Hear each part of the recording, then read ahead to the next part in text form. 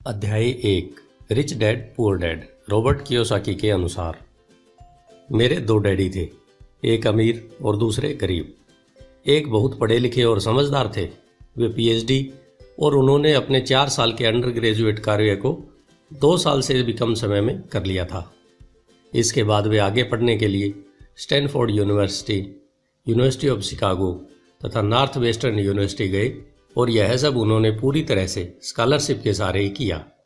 मेरे दूसरे डैडी 8वीं से आगे नहीं पढ़े थे। दोनों ही अपने करियर में सफल थे। दोनों ने जिंदगी भर कड़ी मेहनत की थी। दोनों ने ही काफ़ी पैसा बनाया था, परंतु उनमें से एक तो पूरी जिंदगी के लिए परेशान होते रहे और दूसरे हवाई के सबसे अमीर व्यक्तियों में से एक बन गए। एक डैडी के मरने पर उनके परिवार, चर्च और ज़रूरतमंदों को करोड़ों डॉलर की दौलत मिली और दूसरे अपने पीछे कर्ज छोड़कर मर गए। डैडी इरादे के पक्के, चमत्कारी और प्रभावशाली थे। दोनों ने मुझे सलाह दी, परंतु उनकी सलाहें एक सी नहीं थी। दोनों ही शिक्षा पर बहुत जोर देते थे, परंतु उनके द्वारा सुझाए गए पढ़ाई के विषय अलग अलग थे। अगर मेरे पास केवल एक ही डैडी होते तो मैं या तो उनकी सलाह मान लेता या फिर उसे ठुकरा देता। चूंकि सलाह देने वाले दो थे, इसलिए मेरे पास दो विरोधाभासी विचार होते थे। किसी भी एक विचार को सीधे सीधे मान लेने या न मानने के बजाय मैं उनकी सलाहों पर काफ़ी सोच विचार करता, उनकी तुलना करता था और फिर खुद के लिए फैसला किया करता था। समस्या यह थी कि अमीर डैडी अभी अमीर नहीं थे और गरीब डैडी अभी गरीब नहीं थे। दोनों ही अपने करियर शुरू कर रहे थे और दोनों ही दौलत तथा परिवार के लिए मेहनत कर रहे थे, परंतु पैसे के बारे में दोनों के विचार और नज़रिए एकदम अलग थे। उदाहरण के तौर पर एक डैडी कहते थे, पैसे का मोह ही सभी बुराइयों की जड़ है, जबकि दूसरे डैडी कहा करते थे, पैसे की कमी ही सभी बुराइयों की जड़ है। जब मैं छोटा था तो मुझे दोनों डैडियों की अलग अलग सलाहों से दिक्कत होती थी।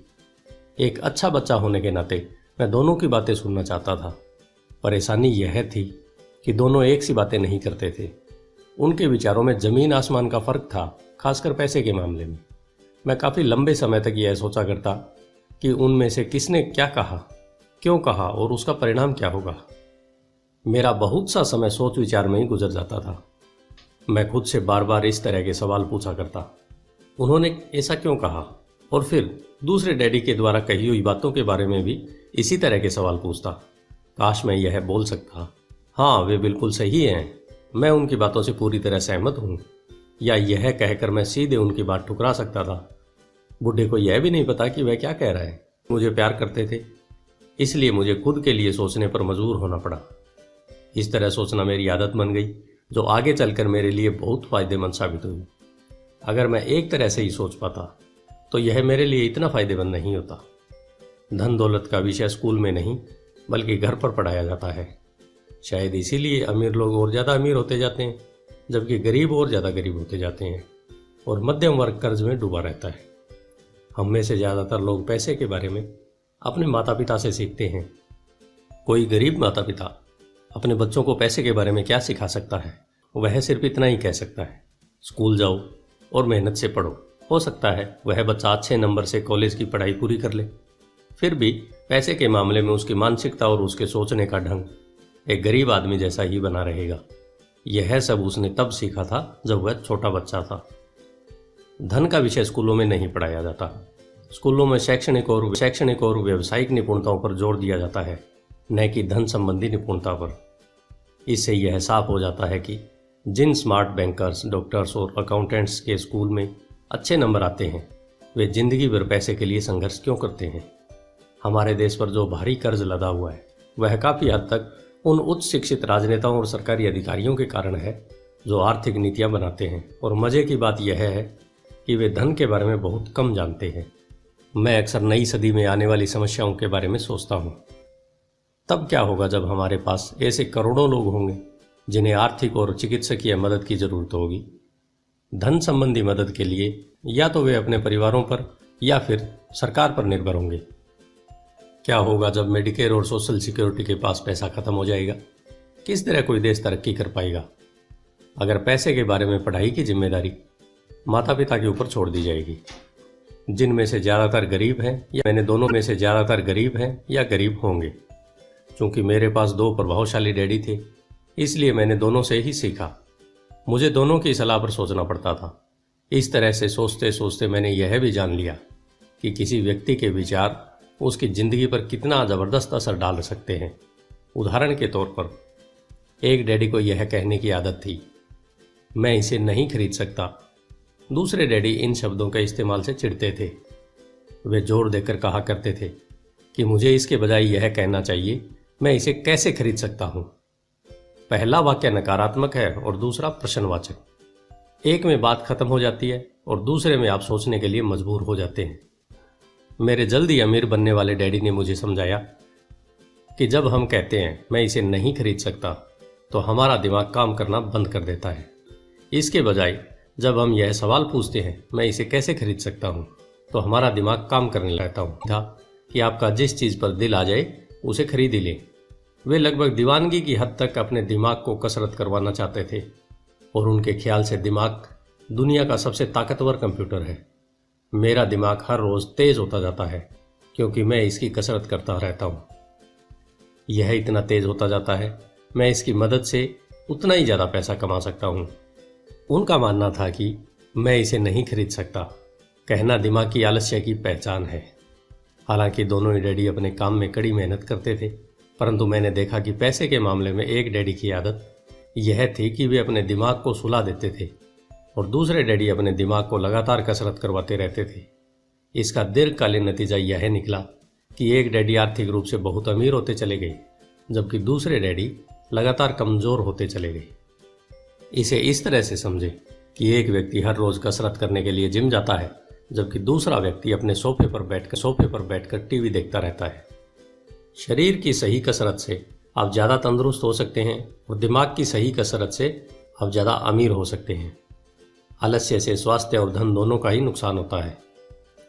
मेरे दोनों डैडियों की विचारधारा में ज़मीन आसमान का फासला था। एक डैडी की सोच थी कि अमीरों को ज़्यादा टैक्स देना चाहिए ताकि बेचारे गरीबों को ज़्यादा फायदा मिल सके, जबकि दूसरी डैडी सोचते थे टैक्स उन लोगों को सज़ा देता है जो उत्पादन करते हैं और उन लोगों को इनाम देता है जो उत्पादन नहीं करते। एक डैडी सिखाते थे मेहनत से पढ़ो ताकि तुम्हें किसी अच्छी कंपनी में नौकरी मिल जाए, जबकि दूसरे डैडी की सीख यह थी मेहनत से पढ़ो ताकि तुम्हें किसी अच्छी कंपनी को खरीदने का मौका मिल जाए। एक डैडी कहते थे मैं इसलिए अमीर नहीं हूँ क्योंकि मुझे बाल बच्चों को पालना पड़ता है।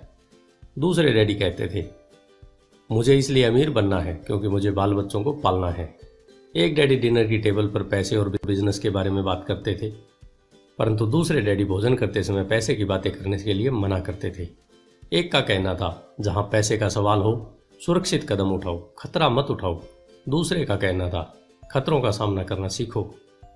एक का मानना था हमारा घर ही हमारा सबसे बड़ा निवेश और हमारी सबसे बड़ी संपत्ति है, जबकि दूसरे का मानना था मेरा घर मेरा दायित्व है और अगर आपका घर आपकी नज़र में सबसे बड़ा निवेश है तो आप कष्ट में हैं। दोनों ही डैडी अपने बिल समय पर चुकाते थे, परंतु उनमें से एक सबसे पहले अपने बिल चुकाता था जबकि दूसरा सबसे आखिरी में। एक डैडी का यह मानना था कि कंपनी या सरकार को आपका ध्यान रखना चाहिए और आपकी ज़रूरतों को पूरा करना चाहिए। वे हमेशा तनख्वाह में बढ़ोतरी, रिटायरमेंट योजनाओं, मेडिकल लाभों, बीमारी की छुट्टी, छुट्टियों के दिन और बाकी सुविधाओं के लिए चिंतित रहते थे। वे अपने दो चाचाओं से बहुत प्रभावित थे जो सेना में चले गए थे और 20 साल के सक्रिय जीवन के बाद उन्होंने अपने रिटायरमेंट और जीवन भर के लिए आराम का इंतजाम कर लिया था। वे मेडिकल लाभ के विचार को पसंद करते थे और सेना द्वारा अपने रिटायर्ड कर्मचारियों को दी जा रही सुविधाओं की भी तारीफ करते थे। उन्हें विश्वविद्यालय का टेन्योर सिस्टम भी काफ़ी पसंद था। कई बार नौकरी से आजीवन मिल रही सुरक्षा और नौकरी के लाभ नौकरी से ज़्यादा महत्वपूर्ण हो जाते हैं। वे अक्सर यह कहते थे मैंने सरकार के लिए बहुत मेहनत से काम किया है, इसलिए बदले में मुझे ये लाभ मिलने चाहिए। दूसरे डैडी पूरी तरह से आर्थिक स्वावलंबन में विश्वास करते थे। वे सुविधाभोगी मानसिकता के विरोधी थे। वे यह मानते थे कि इस तरह की मानसिकता लोगों को कमज़ोर और आर्थिक रूप से ज़रूरतमंद बनाती है। उनका दृढ़ विश्वास था कि आदमी को आर्थिक रूप से सक्षम होना चाहिए। एक डैडी कुछ डॉलर बचाने के लिए परेशान रहते, दूसरे डैडी एक के बाद एक निवेश करते रहते। एक डैडी ने मुझे बताया कि अच्छी नौकरी डाटा कैसे लिखा जाए। दूसरे ने मुझे यह सिखाया कि कैसे मजबूत व्यावसायिक और वित्तीय योजनाएं लिखी जाएं जिससे मैं नौकरियां दे सकूं। दो प्रभावशाली डैडियों के साथ रहने के कारण मुझे यह विश्लेषण करने का मौका मिला कि उनके विचारों का उनके जीवन पर कितना असर हो रहा है। मैंने पाया कि दरअसल लोग अपने विचारों से ही अपने जीवन को दिशा देते हैं। उदाहरण के तौर पर मेरे गरीब डैडी हमेशा कहा करते थे, मैं कभी अमीर नहीं बन पाऊंगा, और उनकी यह भविष्यवाणी सही साबित हुई। दूसरी तरफ मेरे अमीर डैडी हमेशा खुद को अमीर समझते थे। वे इस तरह की बातें करते थे, मैं अमीर हूँ और अमीर लोग ऐसा नहीं करते। एक बड़े आर्थिक झटके के बाद जब वे दिवालियापन के कगार पर थे, तब भी वे खुद को अमीर आदमी ही कहते थे। वे अपने समर्थन में यह कहते थे, गरीब होने और पैसा न होने में फ़र्क होता है। पैसा पास में न होना अस्थायी होता है, जबकि गरीब स्थायी होता है। मेरे गरीब डैडी यह भी कहते थे, मेरी पैसा पूर्ण नहीं है। मेरे अमीर डैडी हमेशा कहते थे, पैसों में बहुत ताकत है। हो सकता है आपके विचारों की ताकत को कभी भी ना मापा जा सके या फिर उन्हें पूरी तरह से समझा न जा सके। फिर भी बचपन में ही मैं यह समझ गया था कि हमें विचारों पर ध्यान देना चाहिए और अपनी अभिव्यक्ति पर भी। मैंने देखा कि मेरे गरीब डैडी इसलिए गरीब नहीं थे क्योंकि वे कम कमाते थे, बल्कि इसलिए गरीब थे क्योंकि उनके विचार और काम गरीबों की तरह थे। दो डैडी होने के कारण बचपन से ही मैं इस बारे में बहुत सावधान हो चला था कि मैं किस तरह की विचारधारा को अपनाऊं। मैं किसकी बात मानूं, अपने अमीर डैडी की या अपने गरीब डैडी की। हालांकि दोनों ही शिक्षा और ज्ञान को महत्वपूर्ण मानते थे, परंतु क्या सीखा जाए, इस बारे में दोनों की राय अलग अलग थी। एक चाहते थे कि मैं पढ़ाई में कड़ी मेहनत करूं, डिग्री लूं और पैसे कमाने के लिए अच्छी सी नौकरी ढूंढ लूं। वे चाहते थे कि मैं एक पेशेवर अधिकारी, वकील या अकाउंटेंट बन जाऊं या MBA कर लूं। दूसरे डैडी मुझे प्रोत्साहित करते थे कि मैं अमीर बनने का रहस्य सीख लूं, यह समझ लूं कि पैसा किस तरह काम करता है और यह जान लूं इससे अपने लिए कैसे काम लिया जाता है। मैं पैसे के लिए काम नहीं करता। इन शब्दों को वे बार बार दोहराया करते, पैसा मेरे लिए काम करता है। 9 साल की उम्र में मैंने यह फैसला किया कि पैसे के बारे में मैं अपने अमीर डैडी से सीखूंगा। यह फैसला करने का मतलब था अपने गरीब डैडी की बातों पर ध्यान न देना। हालांकि उनके पास कॉलेज की बहुत सी डिग्रियां थी जो मेरे अमीर डैडी के पास नहीं थी। रॉबर्ट फ्रॉस्ट का सबक। रॉबर्ट फ्रॉस्ट मेरे पसंदीदा कवि हैं।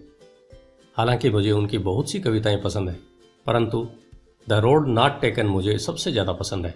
मैं इसकी शिक्षा का इस्तेमाल हर रोज़ करता हूँ। द रोड नॉट टेकन, वह राह जिसे चुना नहीं गया। पीले जंगल की 2 राह बंटती थी और अफसोस कि मुझे एक को चुनना था। और मैं देर तक खड़ा रहा, दूर तक, यह देखते हुए कि यह राह कहाँ तक जाती है, झुरमुटों में मुड़ने से पहले। फिर मैंने दूसरी राह चुनी, उतनी ही सुंदर और शायद बेहतर भी, क्योंकि यहाँ घास ज़्यादा थी और कम लोग गुजरे थे। हालांकि लोगों के गुजरने से यहाँ भी उतना ही नुकसान हुआ था और दोनों ही उस सुबह बराबर थी। पत्तियों पर काले कदम नहीं थे और मैंने पहली को अगले दिन के लिए रखा। पर यह जानते हुए कि किस तरह रास्ते निकलते हैं, मुझे शक था कि मैं कभी लौटूंगा। मैं आह भरकर यह कहूँगा, आज से सदियों बाद शायद एक जंगल में 2 राहें बढ़ती थी। मैंने कम चली हुई राह को चुना और इसी बात से सारा फर्क पड़ा। बहुत समय गुजर चुका है, पर मैं अब भी रॉबर्ट फ्रॉस्ट की कविता पर चिंतन करता रहता हूँ।